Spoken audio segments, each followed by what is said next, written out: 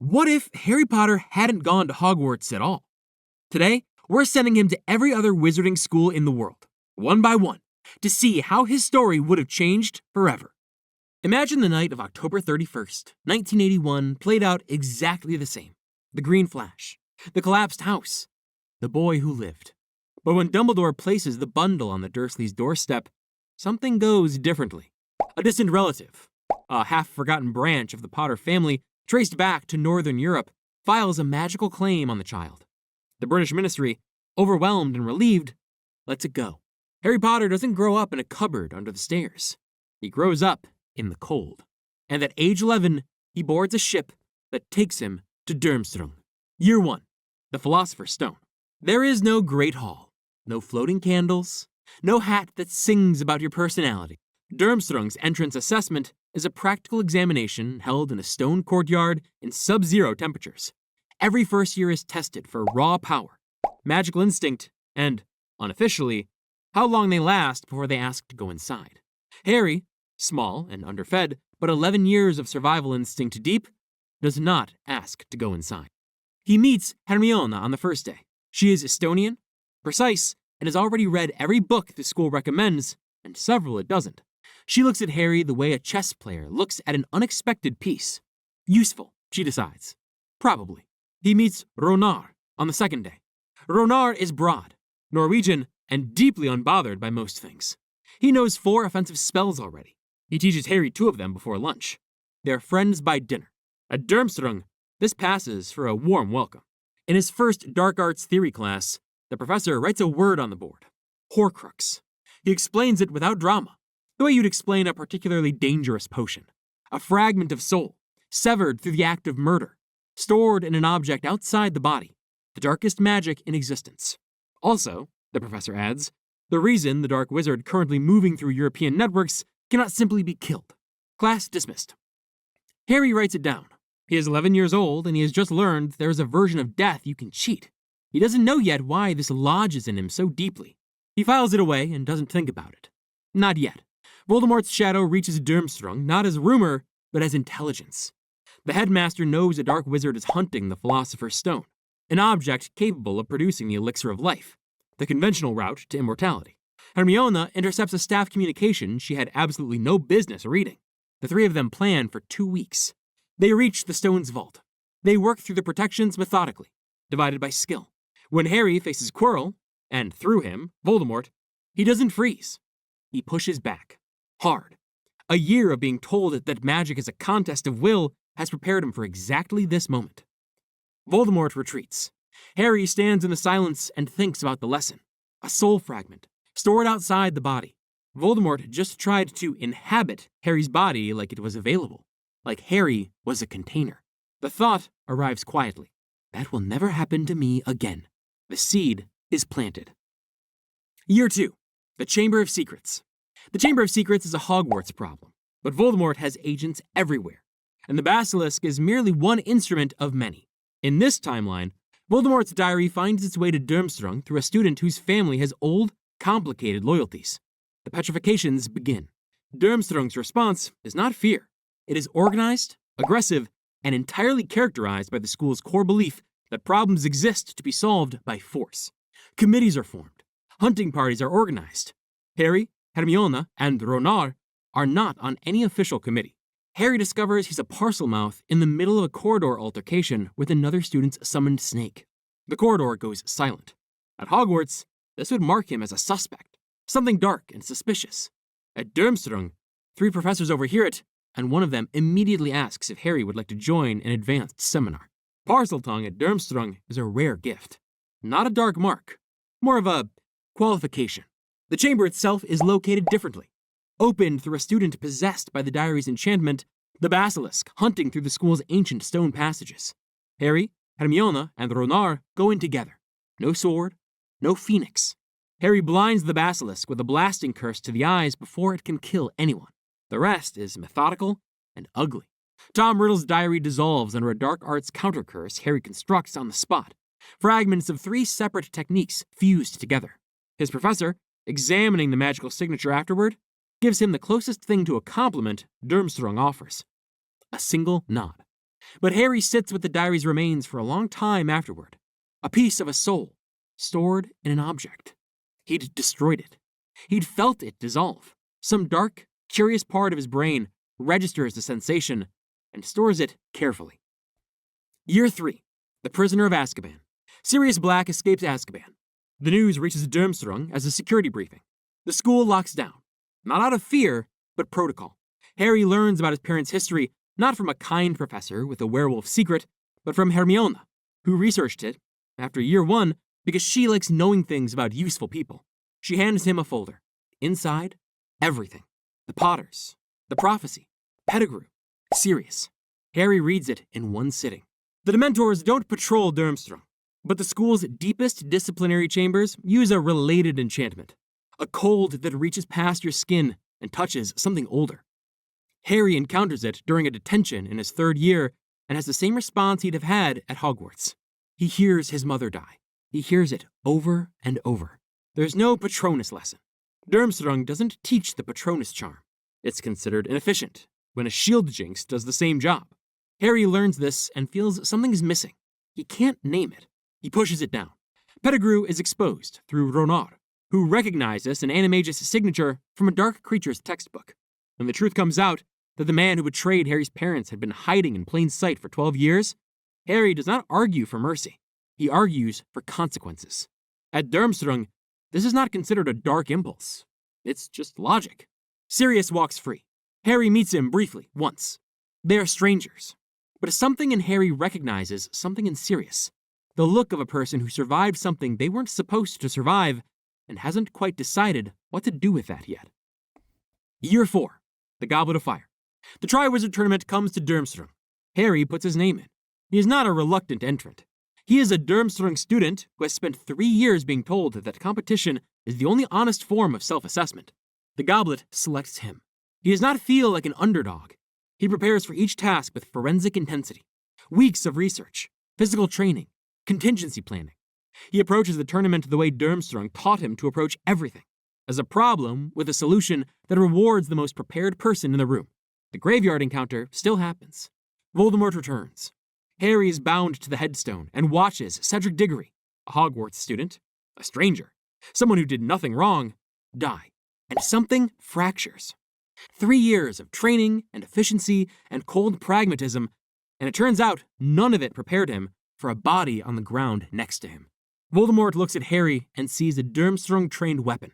He is almost right. Harry escapes through aggression.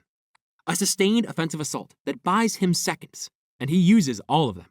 He portkeys out, holding Cedric's body because leaving it behind felt wrong. He doesn't have a word for why. He just knows it did. Back at Durmstrang, alone in the early hours, Harry thinks about the graveyard, about Voldemort's body, rebuilt through ritual, about the Horcruxes keeping him anchored. He's 14 years old, and for the first time, the thought arrives not as academic curiosity, but as something urgent. If the only way to fight something that can't die is to become something that can't die either. He stops himself, puts the thoughts away. It's too dark, even for him. For now. Year 5. The Order of the Phoenix. The Ministry denies Voldemort's return. Harry doesn't care what the Ministry says. He was in the graveyard. He knows. Hermione builds an intelligence network across European wizarding contacts. Ronard trains. Harry does both and sleeps 4 hours a night. The prophecy reaches him this year. Not through Dumbledore in a careful office conversation, but through a fragment recovered from a Ministry source Hermione shouldn't have access to. Harry reads it alone. Neither can live while the other survives. He already knew, really. He just hadn't seen it written down. Sirius dies at the Department of Mysteries. Harry arrives too late, fights anyway, watches his godfather, the man he'd only just begun to know, fall through the veil. And the thought he buried after the graveyard comes back. Louder this time. Voldemort cannot be killed while his Horcruxes exist. Harry knows this. Harry has known this since he was 11 years old in a cold classroom. And Harry cannot be killed by Voldemort while... He stops himself again. But it takes longer this time. Hermione notices. Says nothing. Watches him carefully. Year 6. The Half-Blood Prince. Harry already understands Horcruxes. His dark arts education covered the theory in Year 4. He doesn't need months of careful memory lessons to grasp what he's hunting. What he needs is to find them. He Hermione and Ronald spend a year mapping Voldemort's history through Eastern European wizarding archives, tracking the objects, building the list. And somewhere in the research, alone in a library at 3 a.m, Harry finds the thing he's been half looking for since year 1. The specific mechanics. The exact magic. What a Horcrux does to the soul of the person who creates one. What it costs. He sits with it for a long time. The argument, when he finally makes it to Hermione, is calm and logical. Voldemort cannot be killed while his soul fragments exist outside his body. But the killing curse works by severing the soul from the body, and you cannot sever what is already partially elsewhere. A person with a Horcrux cannot be cleanly killed by the killing curse. That's why Voldemort survived Godric's Hollow. If Harry creates a Horcrux, he becomes unkillable in the same way Voldemort is unkillable. The playing field levels. The final confrontation becomes something neither of them can win through conventional means, which forces a different kind of ending. Hermione tells him it's the darkest idea she's ever heard. Then she sits down and starts researching how to make it survivable. Ronald, when told, is quiet for a long time. Then, "You're going to need to kill someone." "Yes," Harry says. He's thought about that. Year 7, the Deathly Hallows. The Horcrux hunt. They move fast. The Horcruxes fall. The casualties along the way are fewer than in the original timeline, because these 3 are better prepared and less sentimental about the collateral costs of moving quickly. On paper, this is better. Harry creates his Horcrux in the winter of his 17th year. He doesn't tell Hermione and Ronald what he used. He never will. What matters is that it's done. He can feel the difference immediately. Something lighter, something missing, something he'll spend the rest of his life not thinking about too carefully. He walks into a Scandinavian forbidden forest, because the prophecy still demands it. Because Voldemort's final Horcrux is inside Harry, the piece of soul that latched on in Godric's Hollow, and it has to be destroyed. Harry has to die, temporarily. The killing curse hits him.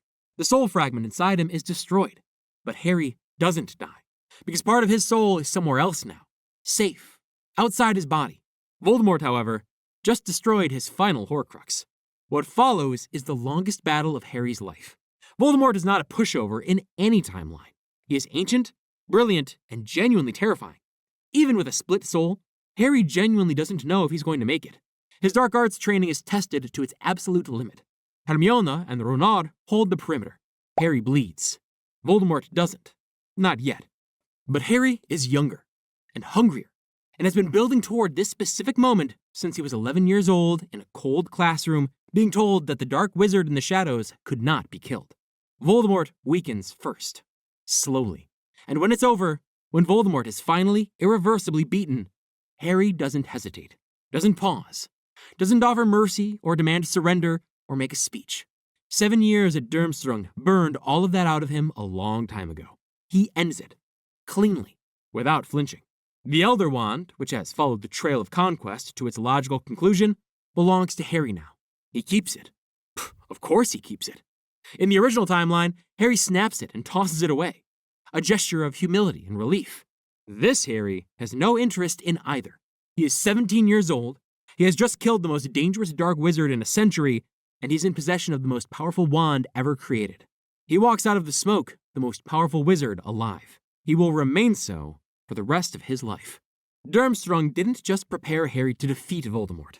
It prepared him to become what Voldemort always wanted to be: power without weakness, victory without mercy, and a wand that never loses. Whether the wizarding world should be relieved or terrified by that outcome is a question nobody dares ask out loud. Imagine the night of October 31st, 1981 plays out exactly the same way. The green flash, the collapsed house, the boy who lived. But when Dumbledore arrives at Godric's Hollow, he's not the first one there. A distant French branch of the Potter family, long since settled in the south of France, their British roots a footnote in the family tree, has already filed a magical claim on the child through the International Wizarding Adoption Registry. The British Ministry, overwhelmed and relieved, releases Harry without question. Harry Potter does not grow up in a cupboard under the stairs. He grows up in Provence. He is loved, well-fed, and constantly, quietly reminded that he is a guest in someone else's world. He speaks French before he speaks English.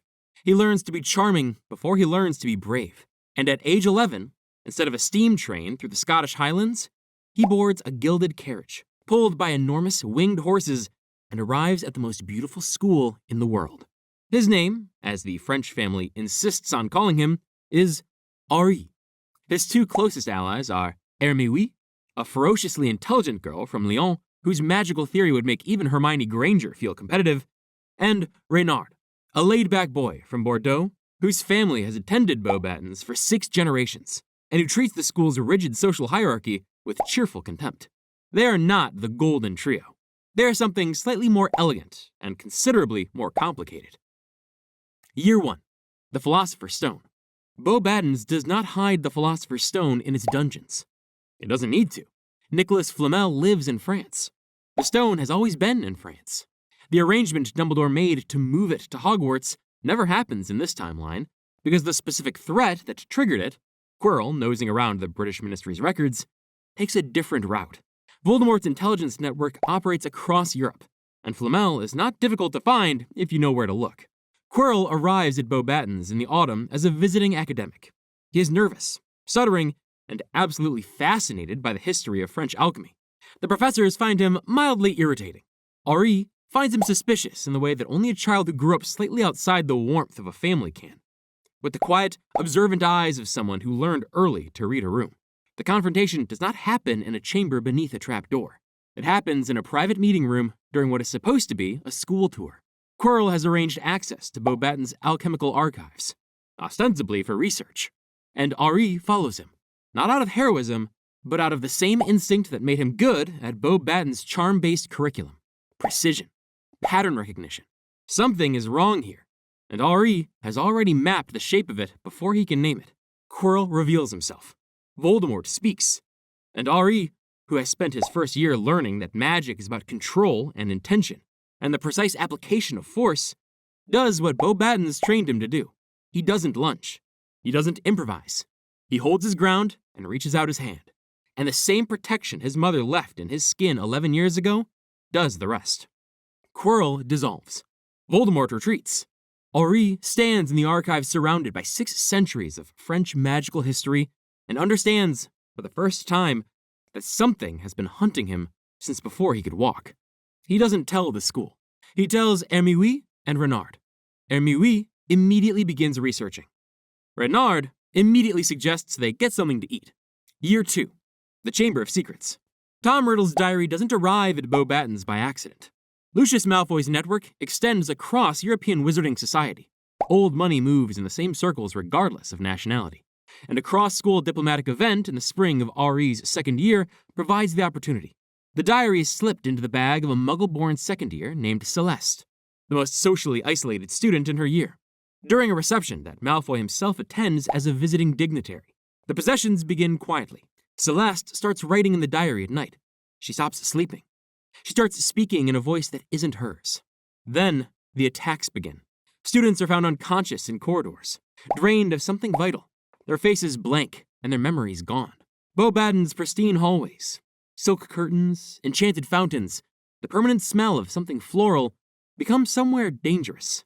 The school does not handle fear elegantly. The veneer cracks. The class hierarchy, usually expressed through subtle social maneuvering, becomes something uglier. And then Henri speaks to a snake. A garden snake, charmed for a second-year practical class, escapes its container and causes a small panic. Henri, acting on instinct, tells it to calm down, in French. Except it isn't French. The classroom goes very quiet. At Hogwarts, Parseltongue is a scandal. Students whisper about the heir of Slytherin. Harry's isolated, suspected, avoided. At Beauxbatons, the reaction is entirely different. 3 professors ask if they can study him. Hermione produces a 12-page analysis of Parseltongue's historical significance in 3 days. Renard tells everyone at dinner that his best friend is basically a magical linguist and that this is extremely impressive. Henri is not feared. He is fascinating. That difference matters more than it sounds. Henri never develops the defensive crouch that Hogwarts Harry carries through years 2 and 3, the sense that his own nature might be something dark and shameful. He walks into what comes next without that weight. What comes next is La Bête.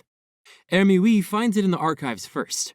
Buried beneath centuries of Beauxbatons' official history is a founding record, an account of the school's original construction in the 14th century. and a chamber sealed beneath the oldest wing, and something inside it that the founders caught rather than killed. A creature from the Gévaudan, a vast, lupine magical beast, part wolf and part something older, whose witch could drain a witch or wizard of magical ability entirely. Not petrification, depletion. The victims aren't frozen, they're emptied. Tom Riddle's memory, operating through Celeste, has been opening the chamber incrementally, testing the creature, learning its range. Henri, Hermione, and Renard go in. The chamber beneath Beauxbatons is not a stone pipe. It is a vaulted underground space, old and dark, and smelling of wet earth and something animal. La Bête is enormous. Its eyes, when Henri makes the mistake of meeting them, begin to pull. He feels his magic start to thin, like heat leaving a room. He closes his eyes. Hermione had anticipated this. She has spent 2 weeks preparing a blinding charm of extraordinary precision, calibrated to the creature's specific magical signature. She casts it. La Bête cannot drain what it cannot see. Renard, who turns out to be surprisingly useful in a crisis, gets Celeste out. Henri destroys the diary with a severing charm driven through the cover, with every gram of force he has. The possession breaks. Tom Riddle's memory screams as it goes. Year 3. The Prisoner of Azkaban. Sirius Black escapes Azkaban in the summer before Henri's 3rd year. The news travels through the international wizarding press and arrives at Beauxbatons as a security notice. There are no Dementors at the gates. France considers the use of Dementors as a security measure to be, frankly, barbaric, and has said so in several strongly worded diplomatic letters to the British ministry over the years. Without the Dementor encounters, Henri does not collapse on a train. He does not hear his mother die over and over in the dark until the sound becomes the shape of his grief. He learns about his parents' history differently, through a letter that arrives in October, addressed in a handwriting he doesn't recognize, from a man who turns out to be his godfather. Sirius has tracked the magical guardianship record. It was public. He knows where Henri is. The letter tells him everything. James and Lily, Pettigrew, the betrayal, the years in Azkaban. Henri reads it at his desk in the early morning before Hermione and Renard are awake, and understands his own history for the first time as a series of facts rather than a wound. This is efficient. It is also, in ways Henri cannot yet identify, insufficient. He knows what happened. He just doesn't feel the full weight of it yet. That weight is coming, but not this year. Pettigrew is eventually exposed. Sirius tracks him to France, where Wormtail has been hiding in the margins of the wizarding community for years. The confrontation happens off school grounds. Sirius is cleared. Henri meets his grandfather in person for the first time and finds him gaunt and desperately trying to compress 12 years of absence into a single afternoon. Henri is warm but measured. He has not had the emotional preparation that Hogwarts Harry had. He knows this man is important. He doesn't yet know how to let him be. Year 4. The Goblet of Fire. The Tri-Wizard Tournament. Beauxbatons competes at Hogwarts. This is canon. This still happens. Henri is selected as the Beauxbatons champion, not Fleur, who finishes second in the internal selection and is furious about it in the specific way that only Fleur de la Cour can be furious, which is magnificently and at length. Henri travels to Scotland for the first time, steps off the carriage into the grounds of Hogwarts, and looks up at a Scottish castle in the October rain and feels something strange. Not recognition exactly, something adjacent to it. He meets Ron Weasley and Hermione Granger on the 3rd day, in the library, where Hermione has stationed herself as a matter of principle, and where Hermione Granger has also stationed herself as a matter of principle, and where the two of them have been engaged in the world's most polite and intensely competitive academic standoff for 40 minutes, when Henri and Ron arrive simultaneously and catch each other's eye over the respective partners' heads and share the specific look of two people who understand exactly what is happening. They laugh. They introduce themselves. Ron makes a joke about the tournament that is actually quite good. Henri makes one back. The tasks are different for Henri than they were for Hogwarts Harry. He is technically precise, where Hogwarts Harry was instinctive.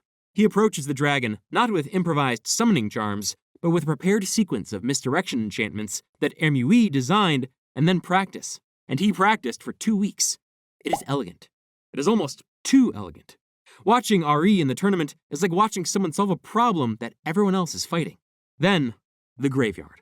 Cedric Diggory is killed. Henri is bound to the headstone and watches it happen and cannot stop it. Voldemort is reborn. The Death Eaters arrive. Henri escapes by the same thread of magic that saved him at 11. The connection between their wands, the echoes of the dead, the 3 seconds it buys him. And Portkeys back to Hogwarts with Cedric's body. He lands on the grass in front of a school that isn't his, surrounded by students he doesn't know, holding the body of a boy he met once in a library and shared a laugh with 20 minutes of warmth and never spoke to again. Nobody around him knows him well enough to reach him. Hermione and Reynard find him eventually, but for 20 minutes, Henri is completely alone with what just happened in a way that Hogwarts Harry, surrounded by his own people, his own teachers, his own home, never quite was. The crack that opens in him that night does not close.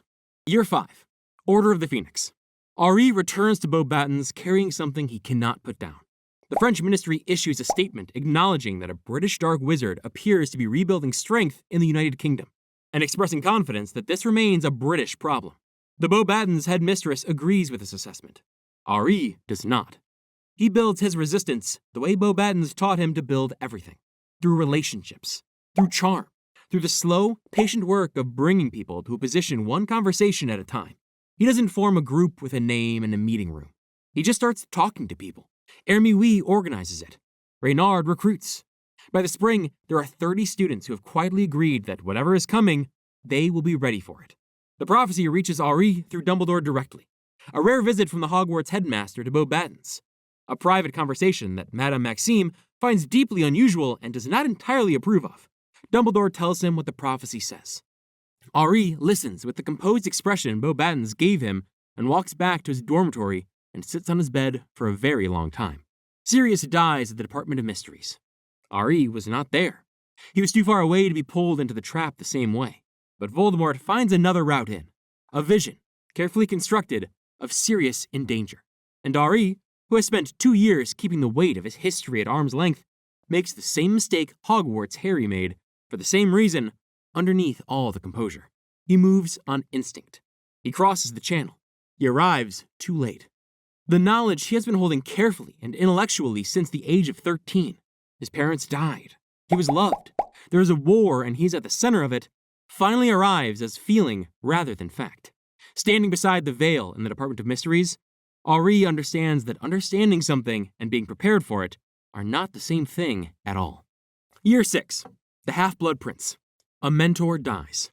The Beauxbatons equivalent of Dumbledore, we'll call him Albaguette Froglegdor, an ancient, brilliant, deeply beloved professor who has been quietly guiding Henri since year 1, is killed by Voldemort's forces as they begin moving into mainland Europe. Henri receives the news through Hermione and does not cry. He processes it the way Beauxbatons trained him, as a loss to be acknowledged and then folded into the work. The Horcrux research comes through the school's dark magic archives. It is clinical and thorough and completely without the warmth of Dumbledore's careful memory lessons. Henri learns what he needs to hunt. He builds the list. He does not fully reckon with what each destruction will cost him until he is standing in front of the first one and feels something in the fabric of the world resist. Voldemort is moving west. Britain has fallen under his shadow. France is next. Henri spends the year preparing with the cold efficiency of someone who has been building toward this since the night in the archive when he was 11 years old and understood for the first time that something had been hunting him before he could walk. He is ready. Or he believes he is. These are not the same thing. Year 7, The Deathly Hallows. The Horcrux hunt takes Henri across Europe. He moves fast. Hermione's research is extraordinary. Reynard, who turns out to have access to a genuinely alarming network of old French wizarding contacts through his family name, proves more useful than either of them expected. The Horcruxes fall one by one, and each destruction costs something Henri cannot name and does not try to. Voldemort comes to France. He comes to Beauxbatons. The final confrontation happens on the grounds of the most beautiful school in the world, in the shadow of the carriage house where Henri arrived at 11 years old in a gilded carriage and looked up at silk curtains and enchanted fountains and understood immediately that he was a guest here. The school that shaped him without ever fully accepting him. The world that made him elegant and precise and socially intelligent and quietly, permanently aware of his own outsider status. Henri walks into the forest on the Beauxbatons grounds because the Horcrux inside him, the fragment of Voldemort's soul that latched onto him in Godric's Hollow, has to be destroyed. And the only way to destroy it is to die. He has known this for 6 months. He has not told Hermione or Renard. He walks alone, through the most beautiful grounds in Europe, in the early morning before the light comes.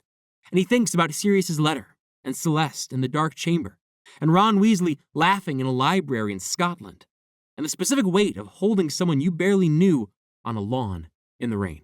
He dies. He comes back. He faces Voldemort in the open, on the grounds of the school that made him. And the fight is long and brutal, and nothing like the precision magic he spent 7 years learning. It is ugly and exhausting and entirely without elegance. He wins. Voldemort ends on the grounds of Beauxbatons.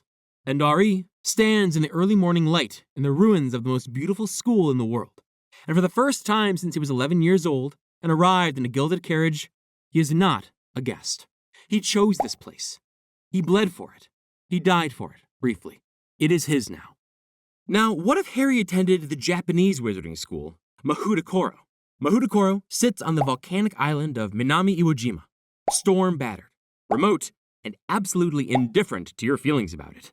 It is one of the oldest wizarding schools in the world, and it has been producing exceptional witches and wizards since long before Hogwarts had finished arguing about what to name its moving staircases. Students begin attending as young as 7, arriving by giant storm petrel each day from across Japan. By the time British students would be receiving their first owl, Mahoutokoro students have already spent 4 years learning precision spellwork, magical theory, and the kind of discipline that doesn't really care how naturally talented you are. Harry arrives at 11, and he is immediately, humiliatingly behind. There is no Hagrid. There is no, "You're a wizard, Harry," moment delivered with warmth and a pink umbrella. A school representative arrives in Surrey, calm, professional, and slightly bewildered by the cupboard under the stairs. And Harry is on a flight to Japan within a fortnight. He has no context, no history, no idea that in a different version of his life, he would already be famous. Being anonymous actually saves him, and it also nearly destroys him. At Hogwarts, Harry's fame cushioned everything. It opened doors, earned tolerance, bought him time. At Mahoutokoro, he is a foreign student who doesn't speak the language, can't perform a precise wand movement to save his life, and whose only magical credential is surviving something he doesn't remember. Nobody is impressed. There are no chocolate frog cards with his face on them. The other students aren't cruel exactly. The school's culture doesn't really accommodate cruelty. But they are competitive and focused in a way that leaves Harry feeling entirely alone. The first 2 years are the hardest thing he has ever done.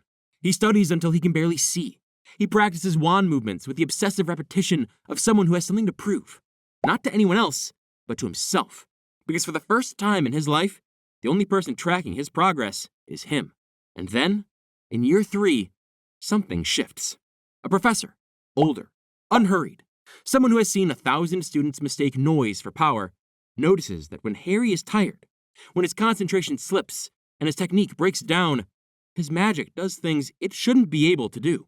Instinctual, disproportionate, the kind of raw output that precise training is supposed to channel, not generate. She takes him aside and tells him quietly that he's been trying to become a different kind of wizard than the one he actually is.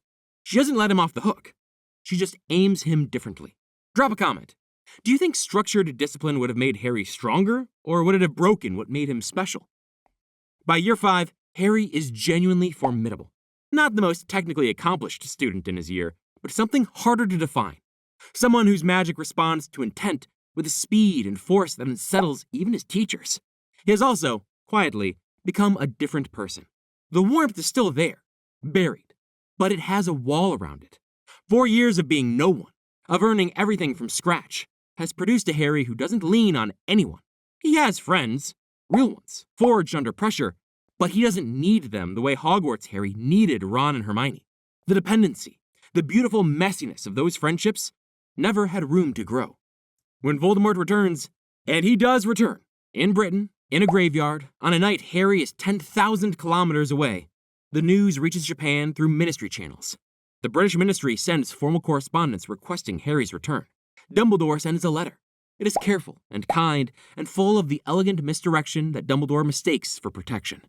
Harry reads it twice, puts it down, and goes to dinner. He goes back eventually. He chooses to. He goes back not because he was told he had to, or because he didn't understand what had awaited him, but because 4 years of isolation have left him with a very clear accounting of what was taken from him. a mother, a father, a childhood, a life, and he intends to collect. The final confrontation is not warm. There is no Expelliarmus. Harry has spent 5 years learning to fight, and he fights. Voldemort falls, and the wizarding world celebrates, and Harry accepts their gratitude with the polite economy of someone who is already thinking about the flight home. He's on the first one back to Kyoto. Ilvermorny. Ilvermorny stands at the highest peak of Mount Greylock in Massachusetts, concealed from below by a dense enchantment that makes it appear, to wandering no-mages, like a cloud formation that has been loitering suspiciously for 4 centuries. It was founded by Isolde Sayre, an Irish immigrant, a descendant of Slytherin, and a woman who had survived enough institutional cruelty to build a school that worked deliberately against the things that had hurt her. Where Hogwarts was built on tradition and hierarchy, Ilvermorny was built on the idea that a student's worth was not decided before they arrived.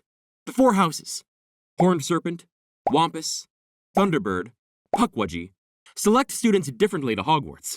Where the Sorting Hat reads a child's character and places them, Ilvermorny's house statues choose. A student can be wanted by more than one.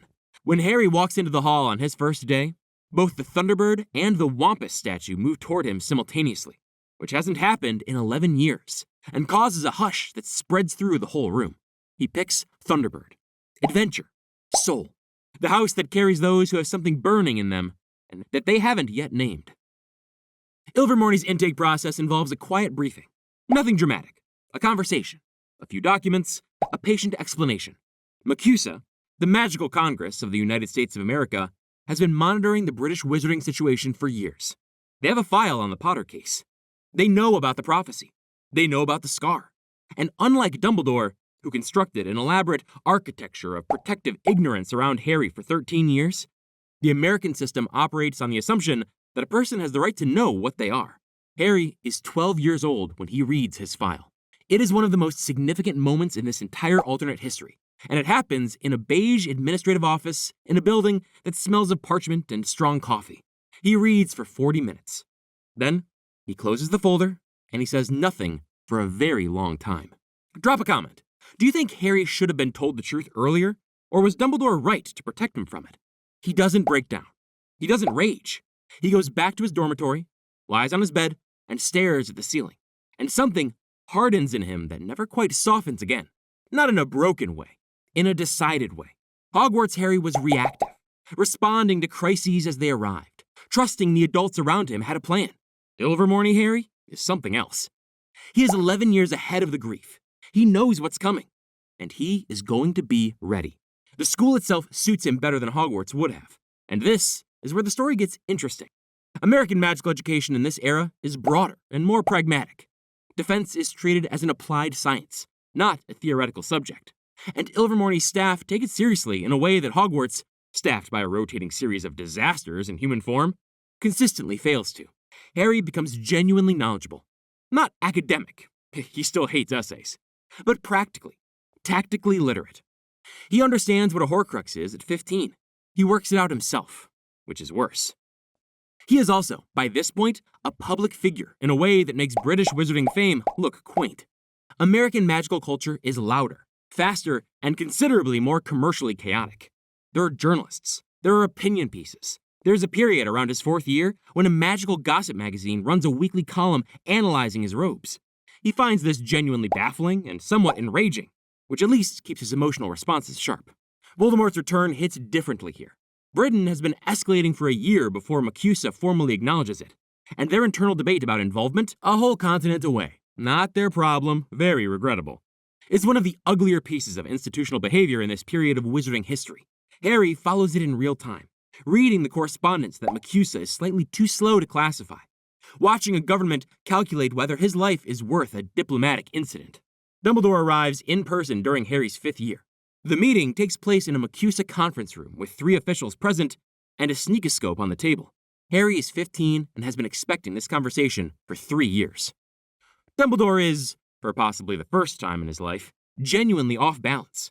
He prepared his careful, loving, strategically incomplete explanation, and he's delivering it to someone who already knows the ending and is waiting politely for him to finish. Harry asks 2 questions. The first is whether Dumbledore knew about the Horcruxes when he placed Harry with the Dursleys. The second is whether Dumbledore would like to tell him about the seventh one. The silence in that room lasts 4 seconds. Harry goes back to Britain. He makes this choice completely freely, with complete information, at the age of 16. He is not going to save a system he admires. He has no illusions about the British ministry, or about Dumbledore's chessboard, or about what it means that a child was put in a cupboard to keep a prophecy tidy. He's going back because Voldemort killed his parents, and he intends to finish it. The war is faster in this version, more targeted. Harry has spent 6 years preparing for a specific outcome, and he pursues it with an efficiency that unnerves his allies almost as much as his enemies. Voldemort falls. The battle is brutal and conclusive. Harry is 17 years old and standing in the ruins of the Great Hall, and the wizarding world is cheering, and he's thinking about the McHugh and the Dursleys, and Dumbledore's careful silences. And the 4 seconds in a conference room in Massachusetts. He wins. He gives 2 very long interviews to the wizarding press in the weeks that follow that cause serious problems for the British ministry and for several prominent families who had been very comfortable. Then, he goes back to America, finishes his final year at Ilvermorny, and graduates. He does not go into politics. He becomes a defense teacher. He tells his students, on their first day, exactly what they need to know. Uagadou. Uagadou is the largest wizarding school in the world. It sits somewhere in the mountains of Uganda. The exact location is deliberately obscured, which tells you something about how the school views outside attention. And it has been operating continuously for longer than most other magical institutions have existed. Where Hogwarts was founded in the 10th century, Uagadou's traditions stretch back into magical history so deep that the school doesn't particularly feel the need to discuss it. Wands are a relatively recent European invention. Uagadou got here first. Students are admitted by Dream Messenger, a token placed into a sleeping child's hand by an enchanted envoy, which they wake holding. No owl, no parchment, just an object that wasn't there when you closed your eyes, and a certainty, bone deep, that something found you. Harry wakes up holding one at 11 years old and doesn't scream, which is remarkable given everything. What Uagadou teaches, at its core, is magic without mediation. No wand to channel intent through, to clean it up, to give it direction. Students learn transfiguration, astronomy, self-transfiguration, and alchemy through gesture and pure will. The magic is rawer, and, in the hands of a genuinely talented student, considerably more dangerous. It also requires a relationship with your own mind that a wand never demands. You cannot be sloppy. You cannot be vague. You have to know precisely what you want. Because without the wand's structural assistance, magic tends to do exactly what you actually mean, rather than what you think you mean. Harry's entire magical life up to this point has been pure, unmediated emotion. A cupboard shrinks. A glass vanishes. A teacher's hair turns blue. Every accidental magic incident in his childhood was driven by feeling first and form never. He has been doing wandless magic his whole life. He just didn't know it had a name, or a school, or 1,100 years of tradition behind it. He takes to it like he was built for it, because he was. By year 3, Harry is performing transfigurations that older students are still struggling with. Not because he is technically superior. His theoretical understanding takes years to catch up. But because his emotional relationship with magic is extraordinarily direct. He feels what he wants, and it happens. Uagadou's teachers, who have seen gifted students before, are quietly alarmed by how little effort some of this takes him. The scar is discussed, in careful terms, in staff meetings he is not invited to. The friendships here are different to anything Hogwarts produced. He meets students from across the continent. A girl from Accra who is the most precise transfigurer in their year. A boy from Addis Ababa who achieves his animagus form at 13, which is extraordinary, and who becomes Harry's closest friend in the way Ron Weasley might have been if Ron Weasley had also been able to transform into a honey badger. The world gets bigger. Harry learns that the British wizarding crisis, Voldemort, the Death Eaters, the blood purity obsession, is a deeply local problem, dressed up as a universal one. Other magical communities faced different threats and solved them differently. And nobody here is particularly interested in which British family has the better lineage. And then, in year 5, one of Voldemort's agents finds them. Not Harry specifically. Or not only Harry. The attack is targeted, clinical, and designed to send a message. Harry's friend from Addis Ababa is killed. There's no great battle. There's no warning. There's just an absence where a person used to be. And Harry, sitting on the ground outside the school's eastern wall at 3 a.m, and a fury so cold and precise it doesn't even feel like grief yet. He goes back to Britain. Not because Dumbledore asked, not because the ministry demanded, because something was taken from him, and he has decided, with a clarity that is almost frightening, to take something back. The final battle is not a duel in the traditional sense. Harry doesn't use a wand, hasn't used one comfortably in 6 years. What he does to Voldemort in the Great Hall is technically a transfiguration, performed without a word or a wand. And it is over so quickly that witnesses will spend years arguing about exactly what happened. The love that protected him as an infant is still there. It's the foundation. But it expresses itself through a magic that has been shaped by loss and discipline, and 6 years of learning what it means to choose your intent carefully. He wins. He goes home to the mountains of Uganda and the friends who are still alive, and a language he speaks better than English now. If you want to see what happens when Harry's upbringing changes instead of his school, we already covered that. Every major character in the wizarding world, from Snape to Voldemort himself, raising the boy who lived. The results are just as unhinged. Links on screen now.